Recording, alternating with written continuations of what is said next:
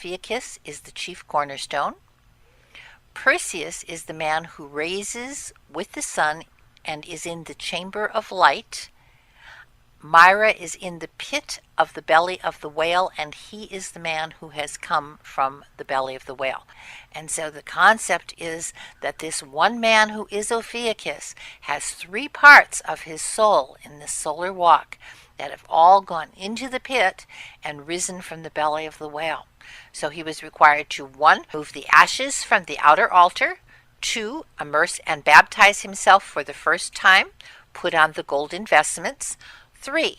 Slaughter the daily morning elevation burnt offering, and 4.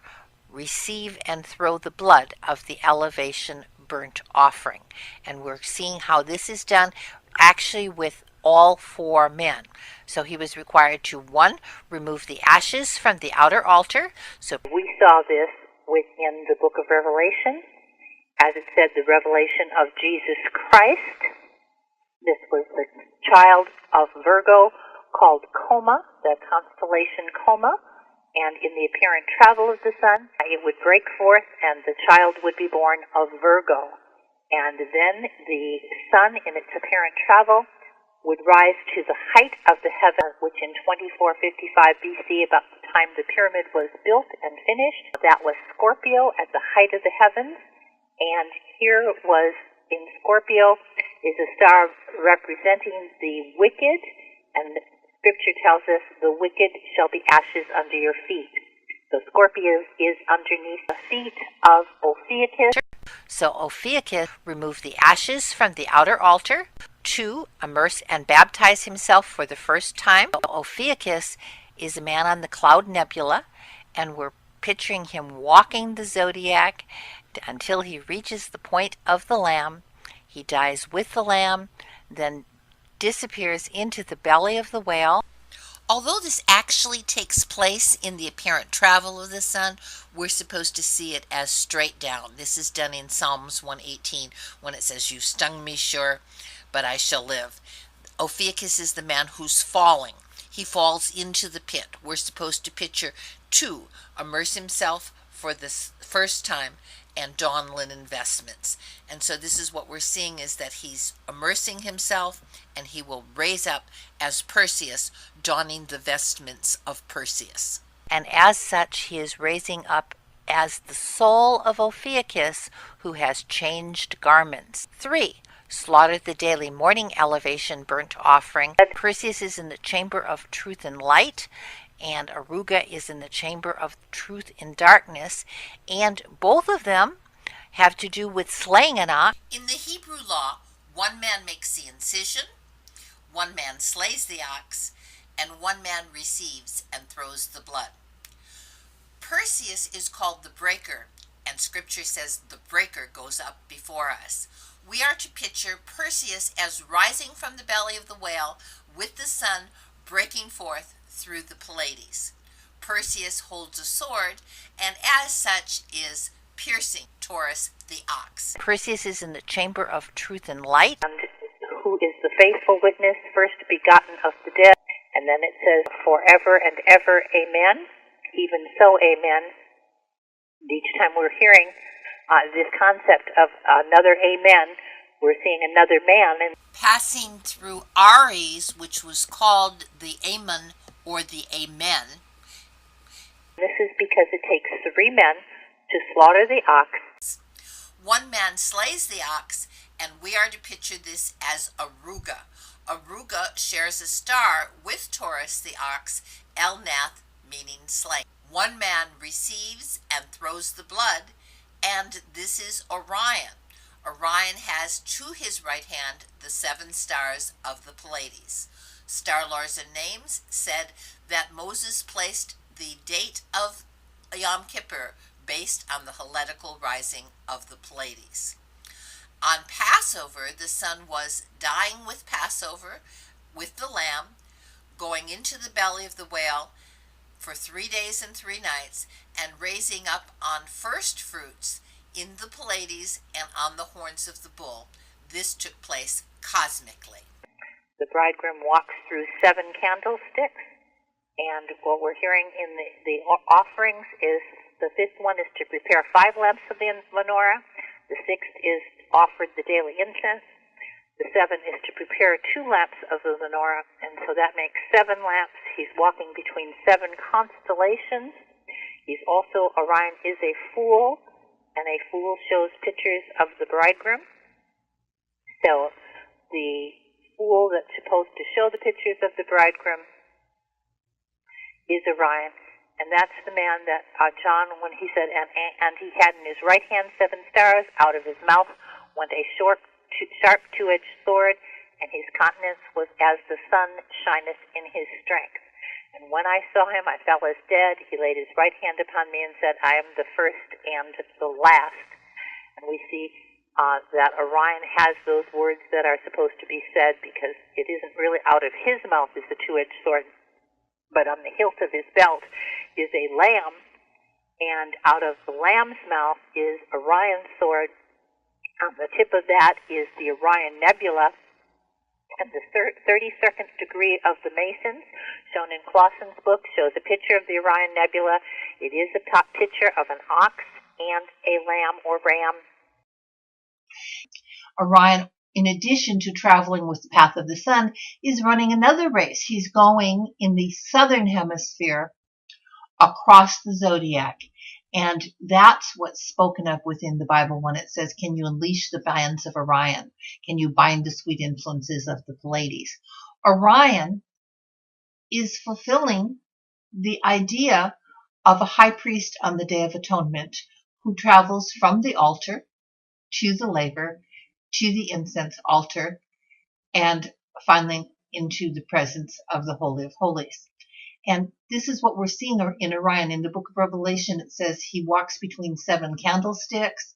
It tells you that he turned and he saw one like unto the Son of Man, and that he stood within the midst of 7 candlesticks. And that really is Orion. He stands in the midst of 7 constellations. Verse 19. Write the things which thou hast seen, the things which are, the things which shall be hereafter, the mystery of the 7 stars which thou saw in my right hand, and the 7 golden candlesticks. The 7 stars are the angels of the 7 churches. The 7 candlesticks which thou sawest are the 7 churches. The word mystery means the mystery rite. There was an ancient mystery rite holding this. So the 7 churches that we're seeing in here are Ephesus, Smyrna, Pergamos, Thyatira, Sardis, Philadelphia, and Laodicea. And within the ancient mystery rite, they would walk between these cities. So the word mystery actually means there is mystery rite. According to Manly Hall, there was a mystery rite practiced in Asia. Although I didn't get a whole lot about the story in Asia, I was able to locate the same material necessary within Egypt, and that was in the Book of Dead. The chapter called The 7 Arits is a similar text, and it links Orion to the 7 points in the heavens, and literally the Pharaoh would actually march across the land to the point that were named to match Orion's walk within the heavens. The term, can you unleash the bands of Orion, in the Book of Job, in the walking through the 7 candlesticks, Orion speaks of the 7 candlesticks, and then he's talking of unto Ephesus. He says, unto the church of Ephesus write, these things saith he who holdeth the 7 stars in his right hand, who walketh in the midst of the 7 golden candlesticks. Those are 7 constellations within the celestial heavens, and in the walking through these 7 constellations. And also supposed to be the story of the soul of the child of Virgo that was to be born at the height of the heavens, was the height of his story, that he was supposed to be stung. Ophiuchus, the menorah. So as he's going through these things, he is supposed to be talking to the 7 churches, and he speaks of the spirit that talks to the 7 churches. And the first one is Ephesus. Ephesus means the desired feelings, and it's been the desire of mankind from the very beginning. And these 7 constellations are his walk across the southern hemisphere. They go from Ara, the altar, where we see Orion pictured as Ophiuchus as a young man, to paradise. Orion's first step is to the bird of paradise, which is Apis, is called the bird of paradise. He circles the southern pole, and that stood for paradise itself. If that pole were to go through to the ancient pole star, through the earth, and up to the ancient pole star on the other side of the zodiac, it would be going to Draco, the dragon, who actually was called Tur-Anna, or the light of paradise. So this is something that we see celestially, is the story of paradise itself and Orion's walk within the celestial heavens. Orion walks from the bird of paradise to the phoenix. The phoenix is related to myrrh. According to legend, the body of the phoenix was wrapped in myrrh for burial and rose from death as a new creature. And we see this as a picture of the body of Jesus. While the body of Jesus was still in the grave, his spirit went to hell and then returned to his body. He was resurrected. Symbolically, the rock, the foundation stone, is also called the phoenix. So we could see that Jesus would have gone from paradise to that point. It is said that it was supposed to be the entrance into paradise. We will enter through the rock. And so this would have been actually true. Then in the celestial heavens, Orion goes to Cetus, the sea monster, where if Jesus had gone to hell 3 days and 3 nights, it would have been the Dead Sea is where located is hell, and it's shaped like a whale. The word Tenium, whale, means sea monster as well. So Jesus's walk would have been to the Dead Sea where hell was located, and that would have been also a symbol of the laver. In fact, the laver that was made for the temple was made by the Dead Sea. So then in this walk, Orion would have arrived at the point of the incense altar, and we see all of this take place within the psalm that is being given. That psalm talks about the sun has set a tent. He rejoices as a bridegroom from one end of the heavens onto the other, and as a strong man to run the race.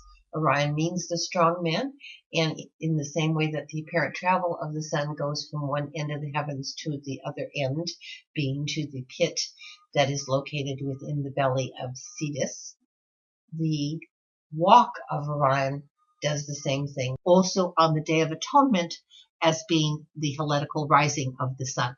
So these astronomical observations blended into the story, which is all have to do with the story of the sun and the story of a strong man who's running a race, the heletical rising of the sun. So these astronomical observations blended into the story, which is all have to do with the story of the sun and the story of a strong man who's running a race. All of this is in the law of the Lord. That is to say, the apparent travel is the law of the universe. The concept of converting the soul and the testimony of the Lord is true, making wise the simple. For the Christians, this was a simple story that simply spoke of Jesus Christ. You have to note also when it says burn the limbs of the daily morning elevation, burnt offering on the outer altar, what we're seeing here is that the zodiac itself is an altar, here representing the outer altar, and the burnt offering, an ox. So in the apparent travel of the sun, when the sun raises up to the daily morning elevation, that is, it's coming to the Pleiades, which are the morning stars, it is burning the offering Taurus, which is on the altar. It is burning the limbs of Taurus. It goes past what's supposed to be the limbs of Taurus, who is the daily morning elevation burnt offering on the altar. Morning stands for the morning stars. As the sun raises up in the Pleiades, that's the morning stars. It also continues on to go on to raise up in the horns of the bull, crossing over in the zodiac line the limbs of Taurus. And since nothing is hid from the heat of the extremity, as the Psalms say, here we're seeing the limbs of the daily morning elevation burnt offering being burnt on the outer altar, which is the zodiac. 10. Offer the Havatin offering. 11. Offering the wine libation or drink offering. 12. Offer the Musaphim, the ox and 7 lambs, all elevation burnt offerings, along with their meal and drink offerings. So the drama of Revelation unfolds as John is caught up to heaven. There is a king upon a throne. The first heavenly scene. Immediately I was in the Spirit, and behold, a throne was set in heaven, and one sat upon the throne. 4:6-8. And in the midst of the throne and round about the throne were four beasts full of eyes before and behind him. The first beast was like a lion. The second beast was like a calf. The third had a face of a man, and the fourth was like a flying eagle. And the four beasts, each of them had 6 wings about the throne. So around the throne is Leo the lion, Taurus the ox, Aquila the eagle, Aquarius the water bearer, 6 wings, as defined in the Zohar, speaks of the 6 directions from which they fall.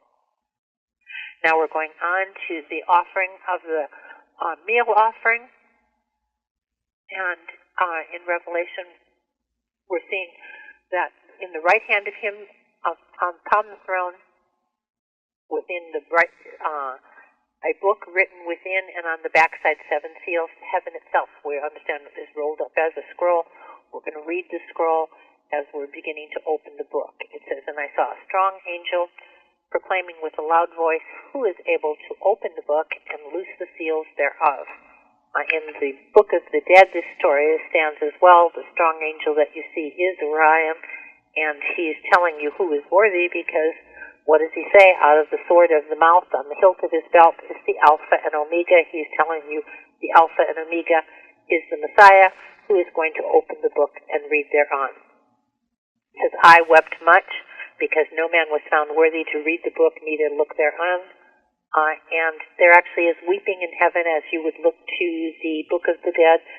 It shows the weeping in heaven of the burial, and that the heavens themselves are supposed to be representing a story of death and resurrection. So there are those who are weeping before the casket, and in the heavens, the ark that is within the heavens is the Big Dipper. The concept of what we're looking for is a man who is morally able to overcome the grave. We get that if we take the root now to temple.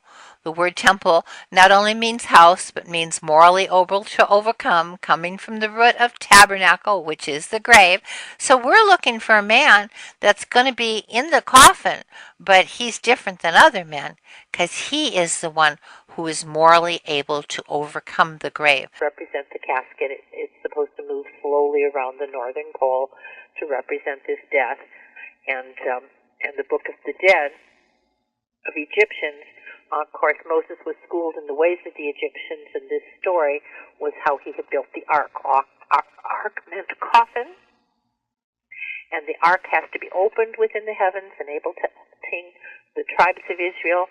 Are said within the Book of Revelation, chapter 11, that when they see the ark that is opened within the heavens, that then they will come. They are supposed to come to fight a war against those who destroy the earth. They will return to Israel when they understand what's going on here. So John says, "I wept much, because no man was found to read the book, or neither to look thereon. And one of the elders said to me, Weep not, behold, the Lion of Judah, the root of David, hath prevailed to open the book, and hath loosed the 10 seals." And Orion is one of the elders, and he's holding a lion, so he's supposed to be representing the idea that this book is to be able to be opened, and the seals are to be opened as well, which they are the 4 corners, height, depth, and time. Verse 6 said, "I behold in the midst of the throne 4 beasts. In the midst of the elders stood a lamb, as it were slain, having 7 horns and 7 eyes, which are the 7 spirits of God, sent forth onto the whole earth." Aries is the lamb, and at one time the Pleiades were reckoned unto him. Today they're reckoned unto Taurus the ox, and that was just based over time. And he came and took the right book out of the right hand of him that sat upon the throne. And when he had taken the book, the 4 beasts and 24 elders fell down before the Lamb, holding every one of them harps and golden vials full of odors, which are the prayers of the saints. And they sung a new song, saying, "Thou art worthy to open the seals thereof, for thou wast slain and hast redeemed us by the blood out of every kindred and tongue and people and nation. And thou hast made unto our God kings and priests, We shall reign on the earth. And I beheld, I heard the voice of many angels round about the throne, the beasts and the elders. The number of them was 10,000 times 10,000 and thousands of thousands, saying with a loud voice, Worthy is the Lamb that was slain to receive power and riches and wisdom and strength and honor and glory and frankincense. Loaves or cakes were made out of the fine flour mixed with oil. The glory of God, Christ, in the apparent travel of the sun is what we see here. The zodiac line goes through Virgo, and the Virgin is ready to offer the Son of Righteousness, who is the Messiah. The Hebrew word ben means son, and also the concept is the arrow. The ben means son, or the arrow of the corn daughter. The servant to be born is supposed to be the sacrifice, and then the priest takes the grain as a memorial and burns it on the offering. It is made by fire as a sweet offering of the Lord. So Leo, the lion, we saw as the first seal, and Leo is supposed to be the lion of the tribe of Judah. It lets us know within the text. And Judah means to hold out the hand or shoot the arrow. The Hebrew word for son is ben, also meaning the arrow of the corn daughter. And so what we're seeing is that the first horseman that comes forward is holding an arrow. It is Sagittarius, who's supposed to be shooting the arrow of the corn daughter. Incidentally, it is at the heart of the scorpion, which is supposed to be the wicked or the enemy. And so here we see the offering of the daily meal offering that he's placed upon the altar, because scorpion is upon the solar altar, upon the zodiac, and this arrow goes to the altar in order to shoot the wicked. Christ, of course, was placed upon the altar. A cross also means the altar.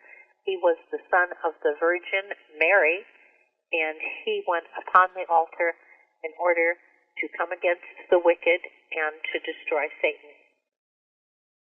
Next comes the offering of the Havatin offering, and that was supposed to be a fourth of a log to divide the oil of the high priest's Havatin offering.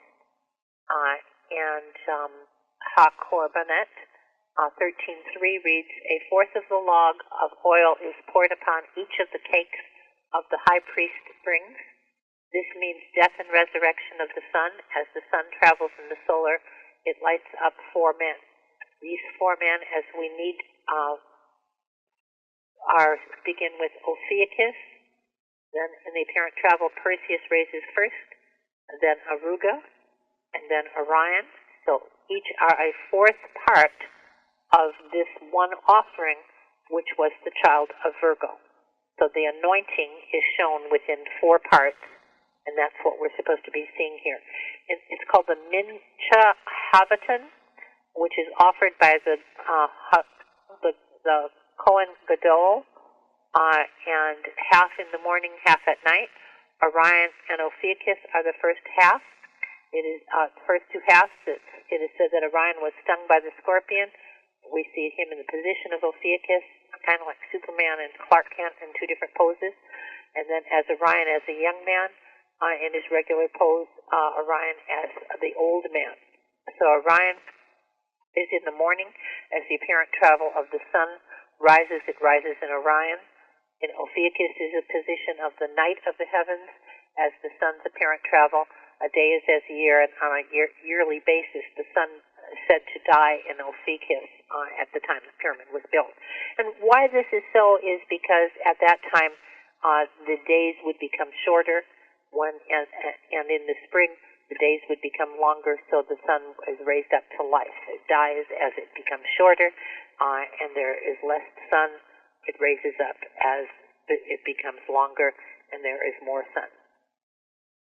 Next, the high priest would offer the daily meal offering, the Havatin offering, then he would offer the wine or drink offering, and he would offer the Musafim, which is the oxen 7 lambs, along with their meal and daily offerings.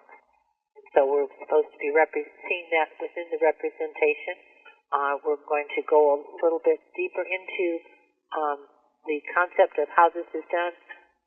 That first we saw Leo. He's the lion of the tribe of Judah. It means praise, to hold out the hand or shooting the arrow, and that opens to the archer. And then we see the white horse. He that sat upon him had a bow. The crown was given to him. He went forth conquering to conquer. And that describes the first seal, which is Sagittarius, which is a picture of the horse and rider that has a bow. His Syrian Hebrew name is Kesef, meaning archer. The Arabic name is for Sagittarius is the arrow.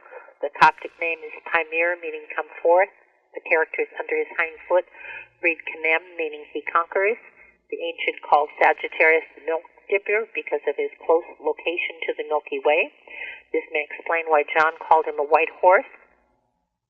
In front of his forefoot is a crown, referring to the words a crown was given to him. As he marches forward, he would receive a crown. So Sagittarius shoots the arrow to the heart of the scorpion, resting on the solar altar. The message is that the Messiah would die on an altar, inherit the crown. The story of the Messiah's death is to strike at the heart of the enemy. The arrow is aimed at Antares, meaning the heart. Then it says in Revelation 6:3, and when he opened the second seal, I heard the second beast say, come and see. The second beast is Taurus, the celestial ox. Taurus the ox is known as red for his bright red star in his eye is called alderman. Taurus, as the corner of the temple is looking at through red alderman, or the bull's eye, he is the paranatelion of the star Antares. So he is, when one raises, the other falls, and it's the opposite side of the zodiac. And what that means is that what he is looking at is the arrow shooting to Scorpio, and since it arrives at the right point, it's like Taurus is saying, bullseye, you who are the arrow, who went upon the altar, you are the one who is able to destroy the enemy. For the offering of the Havatim, what we're seeing is that there were 4 men, and the concept is here is to light up the story of the anointed one as the oil. In the solar story, he's seen as 4 parts. When the sun reaches the man in his apparent travel, one man in heaven is seen to die and raise up in 3 parts. There's supposed to be the 3 parts of the soul, according to the solar travel. The word solar is where the word soul comes from. In Hebrew, there are many parts, but we deal with the 3 main parts, which in the Egyptian religion are the Ba, Ka, and Ku, Nashima. Ruah is like the breath or the spirit that we see in the raising of Perseus. Nephesh is the animal self, which Aruga we see is joined with the animal of Taurus, and that Taurus is attacking him in the foot. Also, when an ox gores a man, you pay 30 pieces of silver, and it takes 30 pieces of silver to buy a bride. So when Zechariah says, weigh me my price, 30 pieces of silver, speaking of the shepherd, we see this within the heavens of the good shepherd as well. The son carries the man with him, and who is to die with the lamb. After that, it goes into the belly of whale, raises as 3 parts of the soul. We discuss these parts as the 3 men that raise up. They're all one and the same, as Ophiuchus, who is the one man who dies and is raising up in 3 parts. Revelation 6:4 said, and there went another horse that was red. He had, and him that sat upon him had power to take peace from the earth, that they should kill one another, and there was given to him a great sword. So when it says, and there went out another horse, another is the Greek word aleph. It means one other than a horse, and was red. That's Taurus that was red. He is not a horse. The words take peace from the earth. The ox was the peace offering. The rabbinical tradition states the ox was offered in Israel for the whole earth. This was a peace offering, and it's no longer offered to the earth, and Christ was taken from the earth. According to the Talmud, none of the offerings were accepted by God from 30 AD on. Jesus died in 30 AD as the chief and the peace offering. Perseus is the only rider in the heavens holding the sword. Perseus is riding not on a horse, but instead upon Taurus the ox. Every detail must fit, and this is why. It is one other than a horse, and that is supposed to be representing of Perseus. The first rider was supposed to be the daily meal offering, and the second rider was supposed to represent the Havatim offering, and so we see that within Perseus, but also holding the relationship of how it's divided into the 4 parts. Micah 2:13 says the breaker goes up before them. The breaker is another name for Perseus and the sun.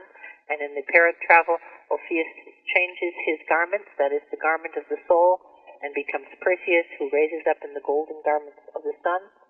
After that, Perseus rises from the pit. Perseus rises from the star Myra, meaning wonderful. So we understand the words, his name shall be called wonderful. The Hebrew word name means the ability to travel through the etheric waves to a definite place in the heavens. And the man who is traveling the apparent sun, the Son of Man who comes upon a cloud, must travel to the star Myra. Then he raises up to the stars Pleiades, which are called the eyes. It is also called Ruah, or the spirit body of the man. And so we're seeing all of this take place in the heavens. Next, we want to understand that there is supposed to be a wine offering, offering the wine offering and discussing the line that's gone throughout the earth, their words to the end of the world.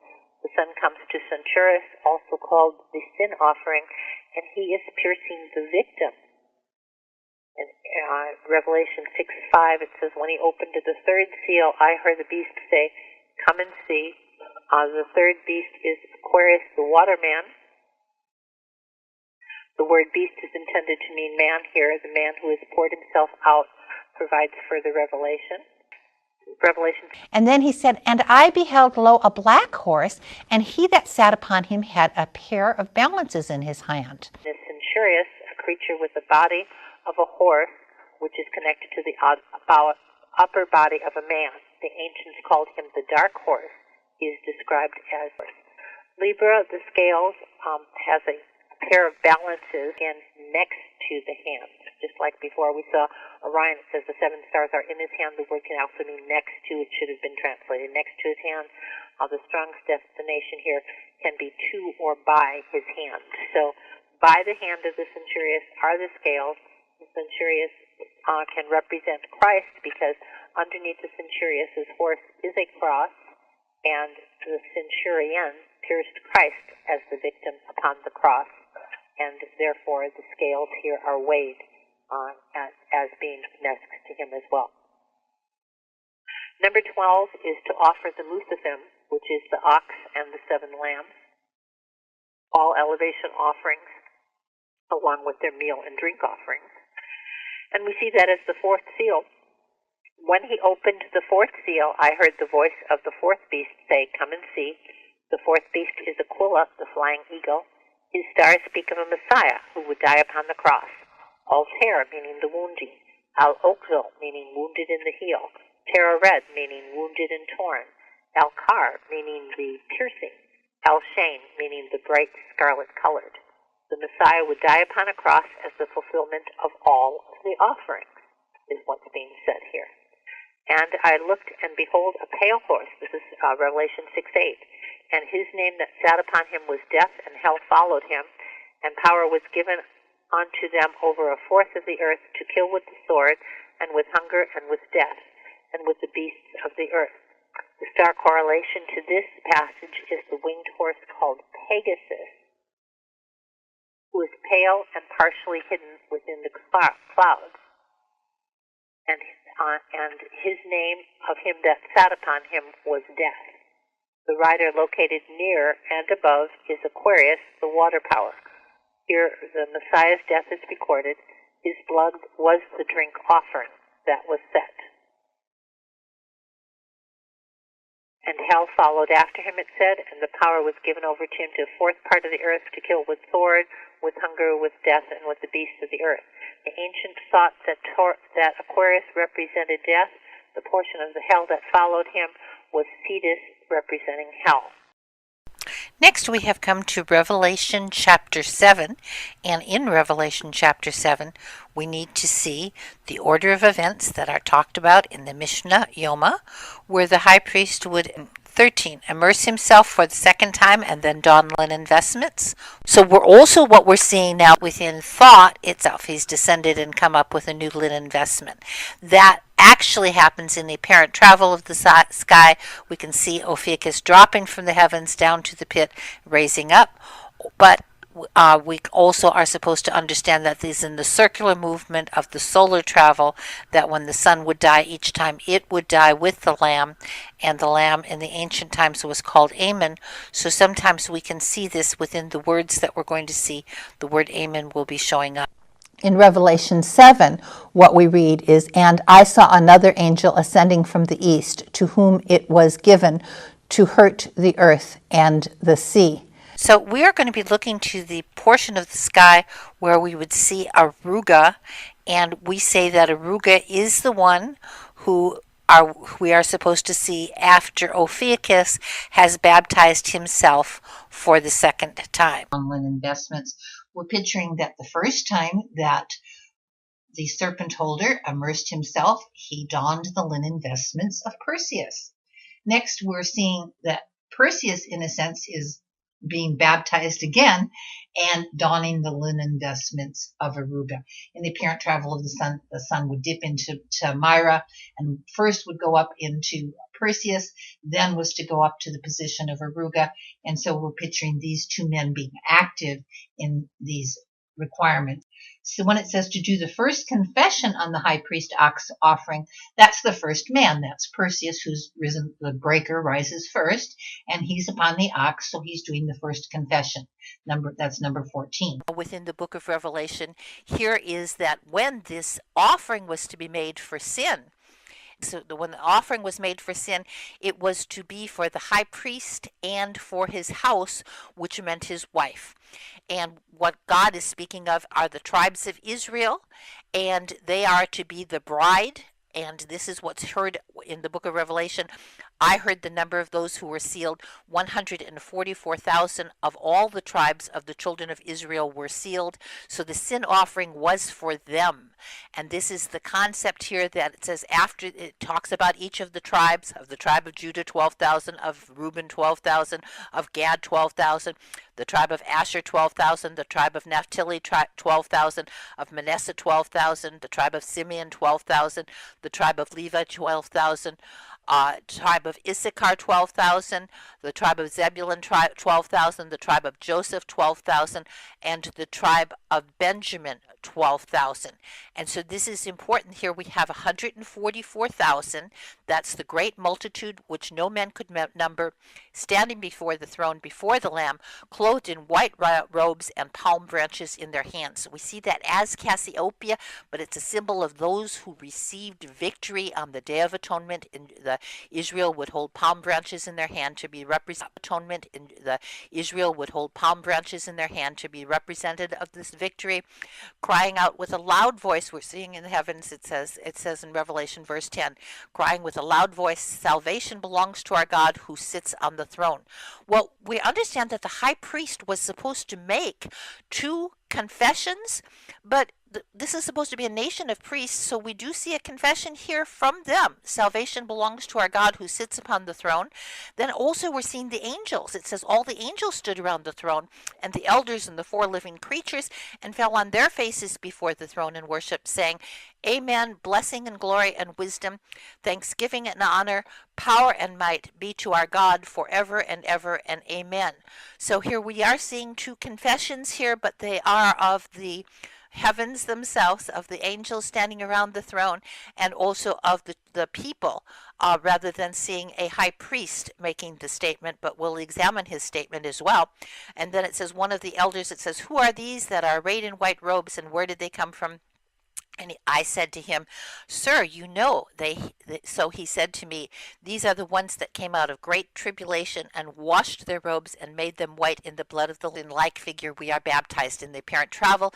It die with the Lamb, disappear into the belly of the whale within the sea, and be raised up. But in like figure, we are baptized to be one with Christ. It says, "Therefore they serve before the throne of God, serve him day and night in his temple, and he who sits on the throne will dwell among them. He he who sits upon the throne in the heavens is Cephas the king, whose name means the branch, standing for Christ. And it says, they shall neither hunger any more, nor thirst no more. The sun shall not strike them, nor any heat. For the land who is in the midst of them will shepherd them, and lead them to the living fountains of waters, and will wipe away every tear from their eyes. In the heavens, the fount of waters is the Pleiades. In the earth, the fount of waters will be the living waters that will overflow the hiding place, the tabernacle place, and we will hear more about those going into this area. 18 is to perform the service of the special Yom HaKippurim incense. To A, scoop up some coal. B, scoop up the incense on the ladle. C, burn the incense in the Holy of Holies. This was his first entry into the Holy of Holies. For young people, there is a time when there is a silence for the space of a half an hour, and that is when the incense is being burnt. So Revelation chapter 8 says, when he opened the seventh seal, there was silence in heaven about the space of a half an hour. And then it goes on and talks about the incense. It says, and another angel came and stood at the altar, and that another angel is Orion, having a golden censer, and there was given unto him much incense. In the Christian zodiac, we actually see Orion holding an incense censer, a golden censer, instead of holding the lion. The lion that he is holding, that Orion is holding, is supposed to represent the incense, because the ingredients of the incense are stacte, oncha, frankincense, and galbanum. And the smoke of the incense is rising up over the altar. And so what we're supposed to be seeing is that there is a golden altar before the throne. It says that he should offer it with the prayers of saints upon the golden altar that is before the throne, and that's what we're supposed to picture, the prayers of the saints on the incense altar. And again, we've talked about this before, but the ox and the lamb hold the four horns of the celestial incense altar. Their backs are missing and the horns are pointed outwards, and the seven coals of the seven Pleiades stand for the coals on this altar, and the Orion is supposed to be placing the incense on the altar. But the incense is made up of stacte, oncha, frankincense, and galbanum, and these are ingredients that you are supposed to translate. If you translate the meaning of these things, they're not only ingredients, but they have meanings, and the meanings for stacte, oncha, frankincense, and galbanum is the rather obscure idea of the cerulean muscle rising up out of the sea as a roaring lion. So the four main ingredients of the incense were supposed to be telling you that Orion is the man who's raising up out of the sea like a roaring lion. And cerulean muscle was supposed to stand from death to resurrection, and it was unique in that the cerulean muscle would leave its body and continue to eat, but not to preserve its own life. And we hear this in the story of Jesus as well, that after he was raised up, he did continue to eat, but it was not to preserve his own life. So we see the relationship of Orion in the heavens holding the golden censer to Jesus, who is the Lion of the tribe of Judah, who will rise up. As a young lion, he crouches down. As an old lion, he rises up. That means rising up from death. Old is death, means death as well from the Hebrew. And so this man is raising up, and the idea is that Orion's holding the lion in his right hand, because Orion is a fool. He's showing pictures of the bridegroom. He's supposed to be showing Jesus Christ, who is the lion, who is the one, who is the strong man, who is raising up. So when it says the smoke of the incense came with the prayers of the saints, ascended before God out of the angel's hand, that's what we're supposed to be figuring, that this smoke in the heavens is the prayers of the saints, and that's what we're supposed to be going on here at this point. So Revelation 8 does fulfill the meaning of the Mishnah. It said he would take the coal pan, go up to the top of the altar, clear the coals on either side, scoop up some of the glowing coals at the bottom, and so we're supposed to picture the coals scooped from the top of the altar, and the man is carrying them. And when it says in Revelation 8:5, and the angel took the censer and filled it with the fire of the altar and cast it to the earth, and there were voices and thunderings and lightnings and an earthquake. We're picturing the story of this coal pan being discussed by Orion. A third part of the trees was burnt up and all the green grass was burnt up, we're supposed to picture that first angel as being Ophiuchus, who in the apparent travel of the sun dies on Passover, disappears into the belly of the whale, and then raises up in the Pleiades, and that we're supposed to picture here, that is where he's sprinkling the blood.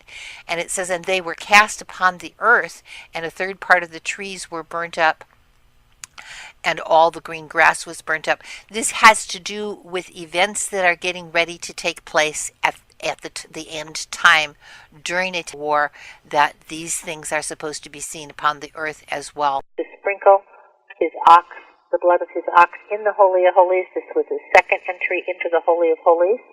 And then Revelation chapter 8:9 speaks of the second trumpet, and the second trumpet sounded, it said, as it were a great mountain burning with fire and cast into the sea. A third part of the sea became as blood, a third part of the creatures which were in the sea that had life died, and a third part of the ships were destroyed. And the second angel sounded as it were a great mountain burning with fire cast into the sea. And that's really what we're supposed to be seeing, that events are going to be taking place that are going to be, and what we're seeing within the archaeoastronomy of the pyramid, that that second angel is Perseus, the first angel in the apparent travel of the sun, dies on Passover, disappears into the belly of the whale, and raises up as Perseus, which will be the second angel. And so the first angel is supposed to sprinkle the blood of the ox in the Holy of Holies, and it says this is his second entry into the Holy of Holies. That means that he is arriving now as Perseus. So we're looking now to picture him as Perseus in his second entry. It says he would take the blood from the one who was stirring it, re-enter where he had entered into the holy place, stand in the place that he had stood between the bars of the ark, sprinkle the blood once upward, but not as though he wished to sprinkle it either upward or downward, but motioning as though he were cracking a whip. And so what we're looking at is the upward would be the little dipper, and the downward that he would be sprinkling would be the Big Dipper. Each of them have 7 stars, and therefore that would represent the 7 sprinklings. The ancient Jewish commentary interpreted ash as the 7 stars of the constellation. The book of Job mentioned under the name of ash, canst thou guide ash and her offspring. Next it says in Revelation 8:9, the second angel sounded as it were a great mountain, burning with fire, and cast into the sea. And a third part of the sea became blood, and a third part of the creatures which were in the sea and had life died, and a third part of the ships were destroyed. The second angel sounded as if it were a great mountain, burning with fire, and cast into the sea.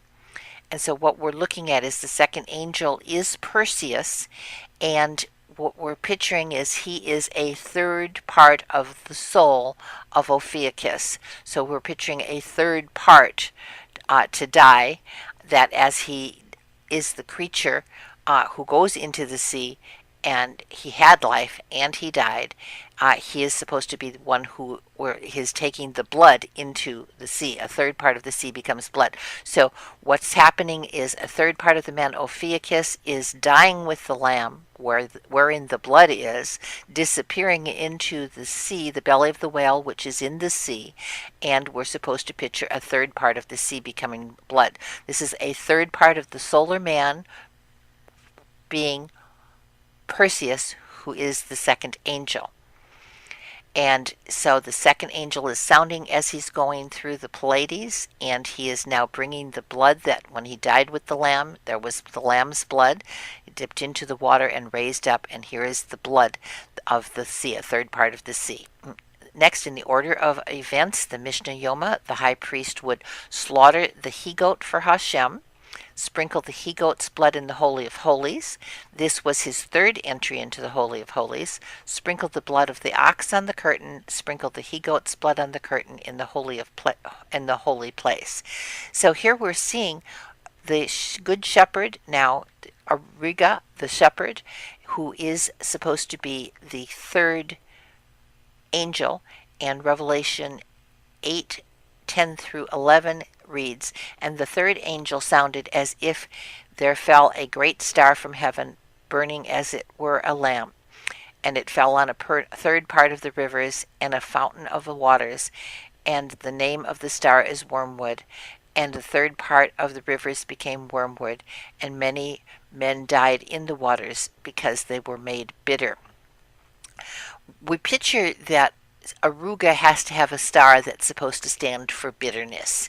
And that word means, the word bitter actually means to be embittered with a sharp piercing, to fix a tent peg. And what we're seeing is that Aruga has a star, Elnath, in his foot, and he is being attacked by Taurus the ox. And this star Elnath means wounded and slain, and this is the idea of that which is bitter, that this third angel is standing above the rivers, and we're supposed to picture the blood pouring from his foot. If he were attacked by an ox, the blood would be pouring from his foot. It would pour over the ox and down to where the Pleiades are, within the shoulder of the ox, because he's above the ox, and that would be where the fountain of the waters is in the apparent travel of the sun. The sun dies on Passover, disappears into the belly of the whale, and he's raising up, piercing the ox as well, so there's blood here as well, and here he's raising up with the fount of the waters as though he's going out of the blowhole or out of the piercing of the whale or sea monster, and since they're in the water, this water is shooting up as well.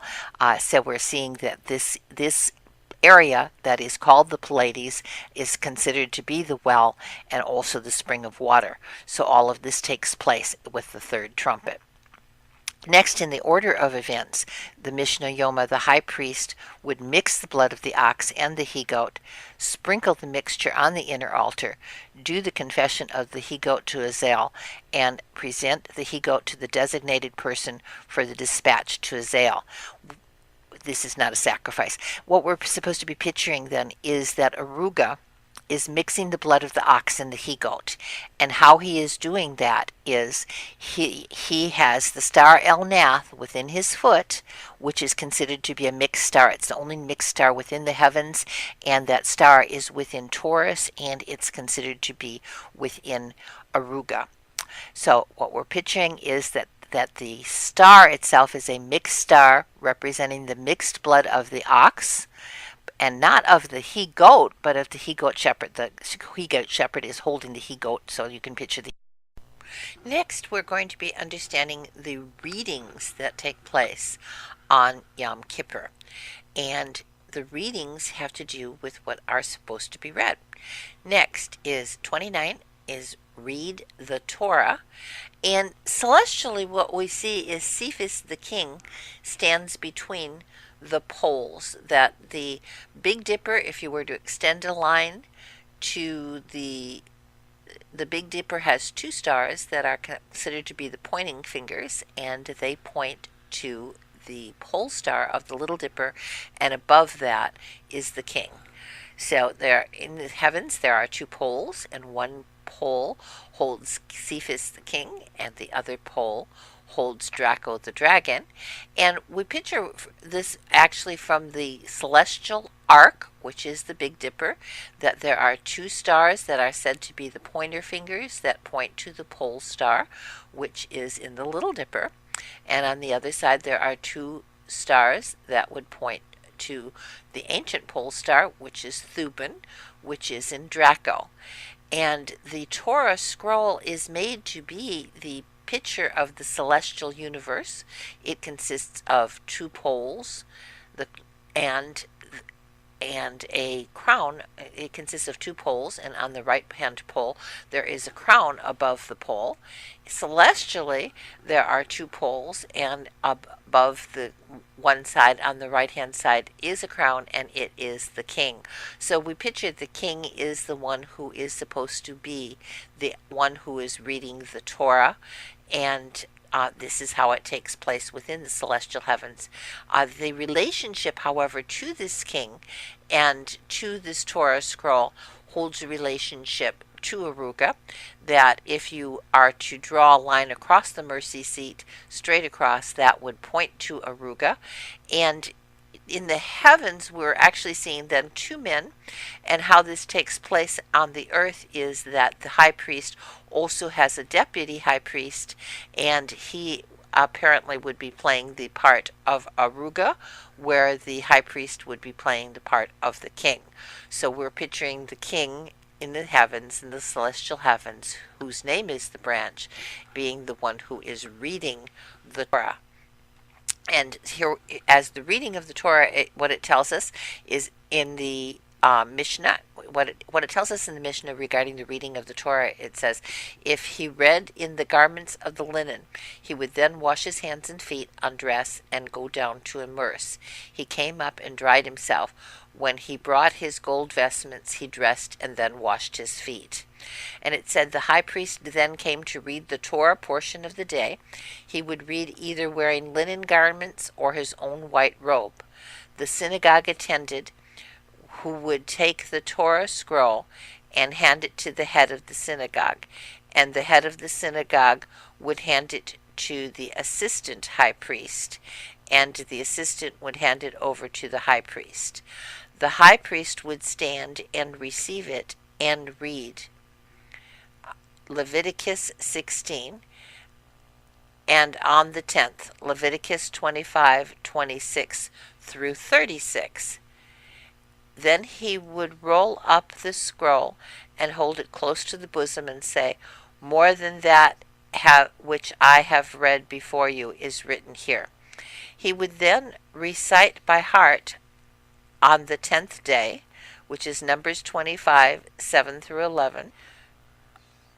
He recites over it 8 blessings for the Torah, for the temple service, for thanksgiving, for the forgiveness of sins, for the temple separately, for Israel separately, and for Jerusalem separately, and for the priests separately for the rest of the prayer. Leviticus is speaking of the Day of Atonement, and Numbers is speaking of Passover. And this is important because this is where we're receiving the information of a comparison between Passover and Yom Kippur. All this time we've been speaking of a celestial event that takes place on Passover, that the son would die with the lamb, disappear into the belly of the whale, and raise up in the Pleiades and on the horns of the bull. But we're supposed to understand that this Passover is also related to the Yom Kippur services, and that's what we're speaking of the ordinances for all time of the Yom Kippur services that are taking places within the heaven. And so this is important because Yom Kippur was based upon the Hellenical rising of the Pleiades. In Star Laws and Names, it says that Moses was believed to have placed the date of Yom Kippur based on the Hellenical rising in the Pleiades, and in the apparent travel of the sun at the time that the pyramid was built, when the height of the sun was in Scorpio, when the house was seen, at that time we were supposed to be seeing also that the Passover was supposed to take place holding a relationship to the Pleiades as well, that the son would die on Passover with the lamb, disappear into the belly of the whale, and to raise up into the Pleiades. So this comparison passage, when the high priest would read the Torah, has a great deal to do with our bridegroom Jesus Christ. In fact, there was a time at the end of the year they would call the man who would read the Torah the bridegroom of the Torah. At the beginning of the year they would call the man who would read the Torah the bridegroom of the Torah. And so we're supposed to see that Christ, who is our bridegroom, is the fulfillment of all of the holy days, and all of the Jewish holy days point to him. Paul said the Jewish holy days foreshadow the events to come. These holy days also have a relationship in the events to come. But as we're now reading, that we will go ahead and read the passages. Leviticus 25:26 through 36. It said, and the Lord spake unto Moses, saying. Interesting, the Lord here is in capital letters, and that is the tetragrammaton, the Yud He Vav He, which one placed vertically shows a little picture, a stick figure of a man. These letters form a little stick figure of a man, and that was supposed to have been the soul body that was placed upon the rock, and the soul body of the Messiah that was placed upon the rock. So the Messiah, we're picturing Christ speaking to Moses. Next, the high priest will immerse himself for the third time, then don gold investments. And we're picturing that Orion is the one who is the star here, that as he baptizes himself and comes up the next time, that we picture him as being Orion. It says to perform the service of the he-goat sin offering of the Musafim. We picture Orion as doing that, to offer his ram and to offer the people's ram. That his ram is in the apparent travel, the sun goes through Aries the ram, which is the ram, and then offer the people's ram. We understand that Orion himself, on the hilt of his sword, has a picture of a ram. And when it says out of his mouth, there's a two-edged sword in the book of Revelation. It's speaking of Orion. He is the people's ram. So we're supposed to picture him as the lamb slain from the foundation of the world. And this was a term that was given to Jesus. So we understand that he immerses himself for the third time, then dons linen vestments, that brought us to Orion. Revelation chapter 10. I'll begin by reading this and then discuss it. And I saw an angel come down from heaven, clothed with a cloud, and a rainbow upon his head, and his face as it were the sun, and his feet as pillars of fire. And he had in his hand a little book open, and he set his right foot upon the sea, and his left foot on the earth, and cried with a loud voice, as when a lion roareth. And when he had cried, 7 thunders uttered their voices. And when the 7 thunders had uttered their voices, I was about to write, and I heard a voice from heaven saying unto me, Seal up those things which the 7 thunders uttered, and write them not. And the angel which I saw stand upon the sea and upon the earth lifted his hand to heaven, and sware by him that liveth for ever and ever, who created the heaven and the things that are therein, and the earth and the things that are therein, and the sea and the things that are therein, that there should be time no longer. But in the days of the voice of the 7th angel, when he begins to sound, the mystery of God should be finished, as he hath declared to his servants and prophets. And the voice which I heard from heaven spake unto me again, and said, Go and take the little book which is open in the hand of the angel which standeth upon the sea and upon the earth. And I went unto the angel and said unto him, Give me the little book. And he said unto me, Take it and eat it up, and it shall make thy belly bitter, but it shall be in thy mouth sweet as honey. I took the little book out of the angel's hand and ate it up, and it was in my mouth sweet as honey, and as soon as I had eaten it, my belly was bitter. And he said to me, Thou must prophesy again before many peoples and nations and tongues and kings. Now, the term I saw another mighty angel come down from heaven, the Greek word allos is for another, and it means in another application. So we had already seen a mighty angel come down from heaven starting in Revelation chapter 1. In verse 7 it said, Behold, he cometh with the clouds, and every eye shall see him, and they which also pierced him. The actual words "and they which also" weren't in the text. They were supplied by the translator. If we were to translate this again using the Strong's Concordance, it would read approximately, Behold, he cometh with the clouds, and every eye shall see him, pierced and stung. The word pierced also means pierced and stung. And if we look into the celestial heavens, we would see the picture of the serpent holder, which is upon the ancient cloud nebula, and was supposed to be one picture of Orion. It was, according to the ancients, a picture of Orion in his youth. And then when John said in verse 13, And I turned and I saw one like unto the Son of Man. His head and hairs were white like wool, white as snow, and his eyes were flames of fire. John was turning to see Orion. According to the ancient myths, it was Orion who was the heavenly story. Orion is known within the heavens and also known within the Bible.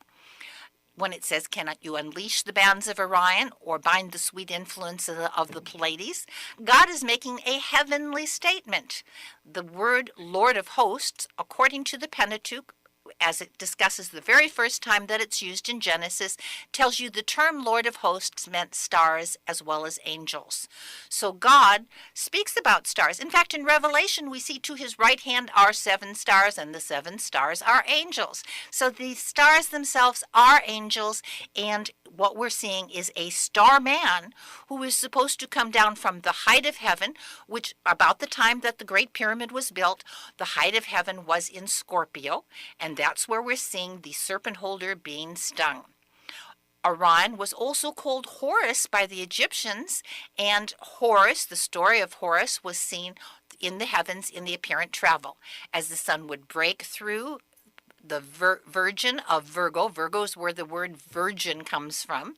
The child was said to be born, and next to Virgo was a child sitting on the lap of a mother, and that was called Horus, which was another name for Orion. As the sun would raise up to the height of the heavens, this was the solar travel, and also supposed to be the story of the soul of the child of Virgo that was to be born at the height of the heavens, was the height of his story, that he was supposed to be stung. Ophiuchus, the serpent holder, really is, Ophiuchus isn't a title, it's really just a name, meaning the serpent holder, and the serpent holder is supposed to be the young man of Orion who was stung by the scorpion. He's also wrapped around by a serpent. If we picture this as Jesus, who's supposed to be the Son of Man on the cloud, we have to understand a few things. First of all, that the scorpion and the serpent are supposed to be interchangeable. You really are supposed to see the serpent at the feet of Ophiuchus, or the serpent holder. And when you do, you begin to understand the story in Genesis. God spoke of the man who was going to come, and he talked to the serpent, and to the serpent he said, you shall bruise his heel, but he shall bruise your head. And so we're supposed to see a serpent bruising the heel of Ophiuchus, who has instead a scorpion underneath him. But the hint was given in the Hebrew testimony. The scorpion was a symbol of the tribe of Dan, and it says, Dan shall be an adder in the path. The path was the zodiac, and you're really supposed to see the serpent there. And when you do that, you see that the foot of this Ophiuchus has a Hebrew word Seph in it, a star called Seph, and that's the same word for bruise that's used in Genesis. You shall bruise his heel. So now we've got the story of the Son of Man who is upon a cloud, and we hear that within Daniel as well, that Daniel is talking about this man who is the Son of Man who is upon a cloud. He said, I saw in the night visions. You're only going to see it at night, okay, because that's when the stars come out. And beheld one like unto the Son of Man come with the clouds of heaven.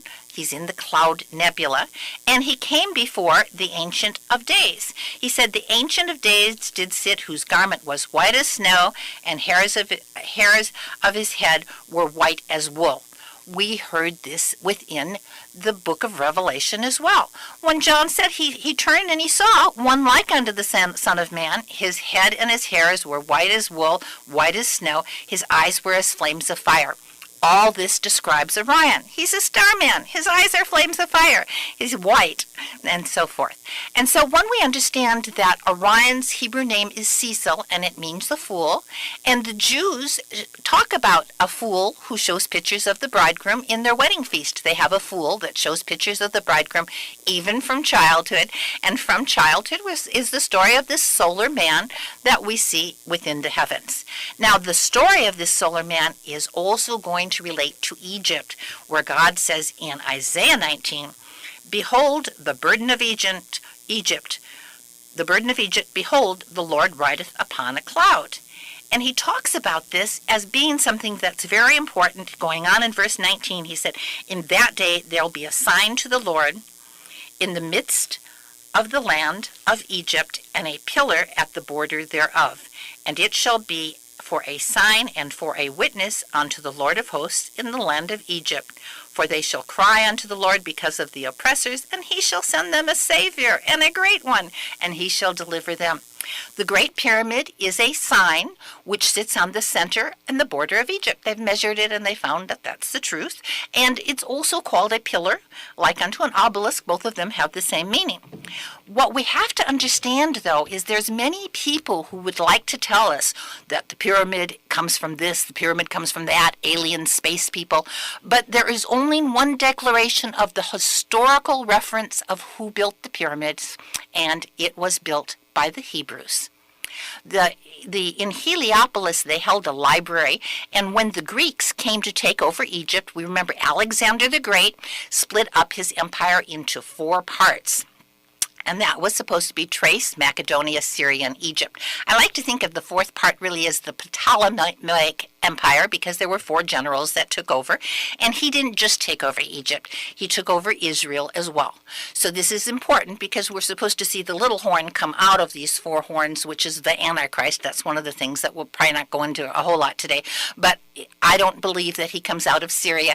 I believe he comes out of the Ptolemaic chain, which meant that he is a man who was a Hebrew. He was somebody who was originally from Israel, and also he will go into Egypt and he will come out of Egypt. So he also comes out of Egypt, we can say that as well.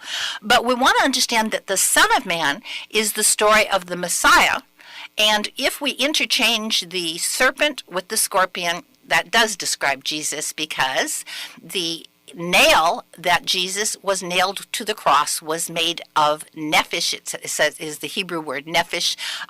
They say it's bronze, and it comes from a root, the serpent shall hiss. So a serpent actually bit his foot.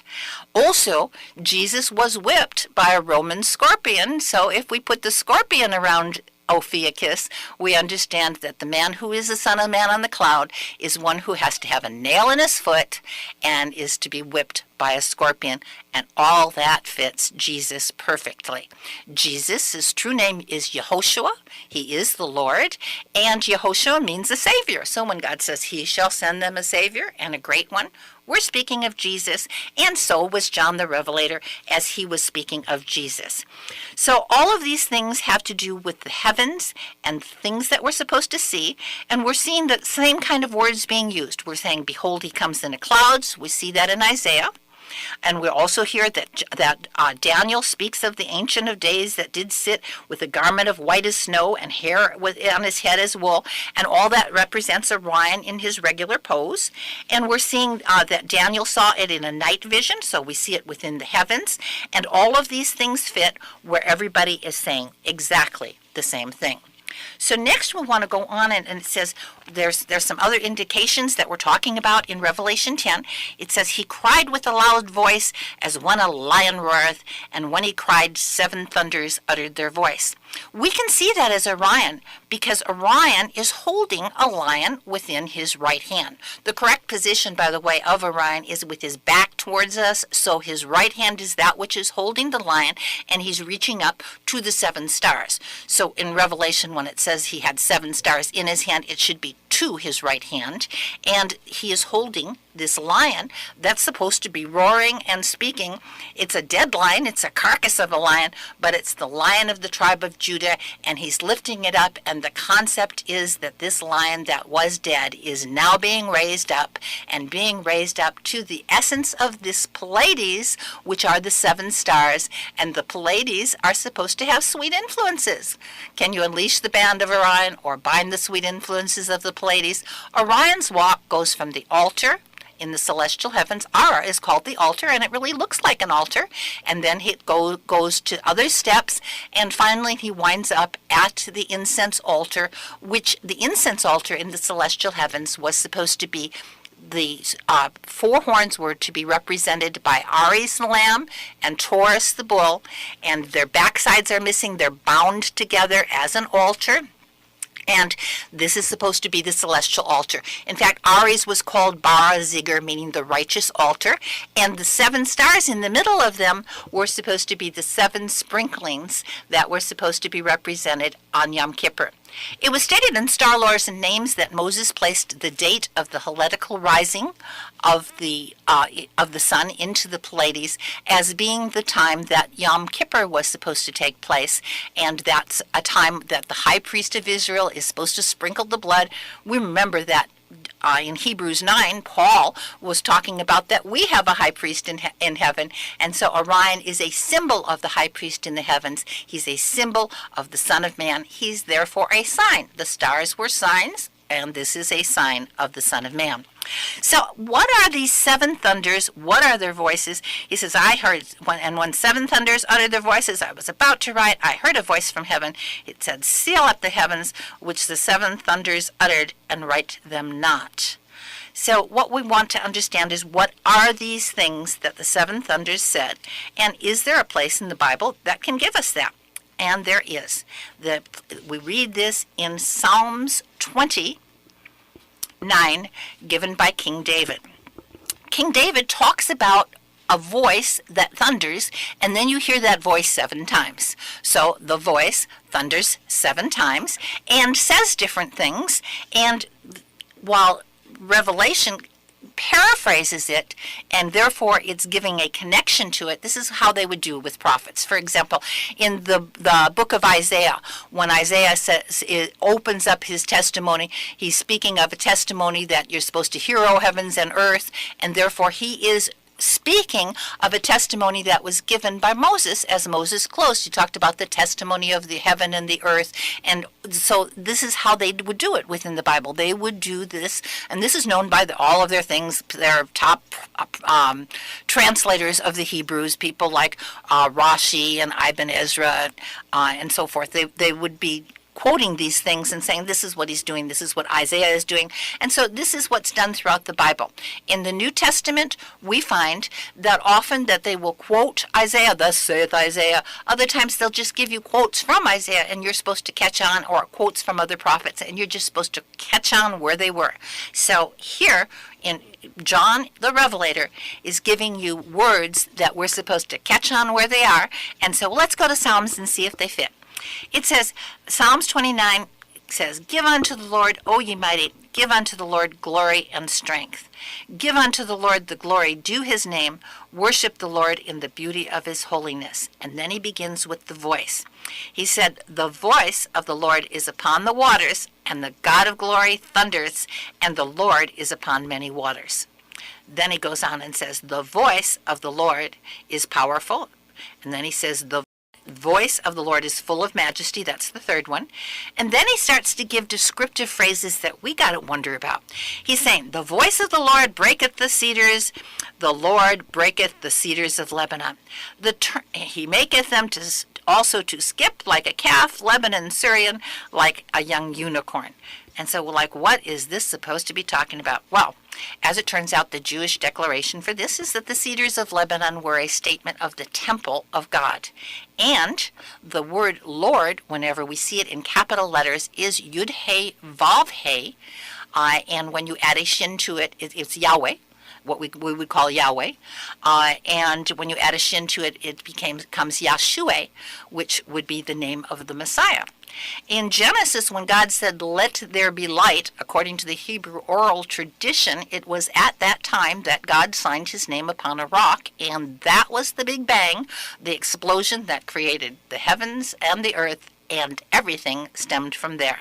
But his name, Yahweh, was a name of the Father, but it was also the name of the Son. We're baptized in the name of the Father, the Son, and the Holy Spirit. When you add the Holy Spirit to it, to the Hebrews, that was the Hebrew letter Shin, which looks like our W. So if you get Yahweh, now you add Yahshua, and that is Yehoshua or Yeshua. He's speaking of the Lord. So how would the Lord breaketh the cedars of Lebanon? And what's he talking about there? Well, that again goes back to Moses. Moses talks about this rock he says to Israel, you have forgotten the rock that saved you, the rock that followed them from Egypt. And there was a rock, and that rock is supposed to descend. It says, our rock is not their rock, as our enemies will tell. It talks about that the people are going to be called to the holy mountain because of a testimony of Jacob, of blessings hanging from Jacob's head. And then he tells you that this rock is going to save them. There's going to be fire and what's all going on. And that's here what Psalms is talking about as well. He says, the voice of the Lord divideth the flames of fire. And what they're speaking of is that the stone which the builders rejected has become the chief cornerstone. That's another statement that's given by King David. And in that statement, it's speaking of the stone. And the story of how this stone is to descend, we can see within the heavenly temple, because in Psalms 118, King David says, we have blessed you from the house of the Lord. It has to do with the tabernacle, which means grave. And the word temple, by the way, means to morally able to overcome. It comes from the root of the tabernacle, one who is morally able to overcome the grave. So let's see how King David's words fit that and how that might apply to Christ. So as King David is talking in Psalms 118, he's making a declaration, and he's saying, you have stung me sure. He says, thou hast thrust me sore at that mighty fall, but the Lord hath helped me. And he said, the Lord is my strength and my song, the voice of rejoicing and salvation in the tabernacle of the righteous. The right hand of the Lord doeth valiantly. The right hand of the Lord is exalted. The right hand of the Lord doeth valiantly. He then says, I shall not die, but live, declare the works of the Lord. The Lord hath chastened me sore, but hath not given me over to death. So somebody is being stung, dies, but he's not going to die. He's going to live. And the works of the Lord, that is the works of the heavens themselves, the temple and the tabernacle, based on the celestial temple from which the Great Pyramid is a symbol of. Number 34 is to burn the entrails of the ox and the he-goat on the outer altar. So he goes on and says, open to me the gates of righteous, I will not go into them. I will praise the Lord, the gate of the Lord which the righteous shall enter. I will praise, for thou hast heard me, and thou art become my salvation. By the way, all those words that we just said in the last few paragraphs are paraphrased from the Egyptian Book of the Dead, which is kind of strange. The Book of the Dead, isn't that something terrible? Immerse himself for the fourth time, then don linen vestments. So what we're picturing is that each time a new vestment is taking place, it's a new man. So we're picturing that this is the story of Orion in his immersion and then becoming someone else, and that someone else he will become will be the fifth prince, and that will be Hercules. And also on number 36 is to remove the incense ladle and shovel with burnt coals from the Holy of Holies. This is the fourth and final entry into the Holy of Holies. Revelation chapter 12, read first and then with commentary.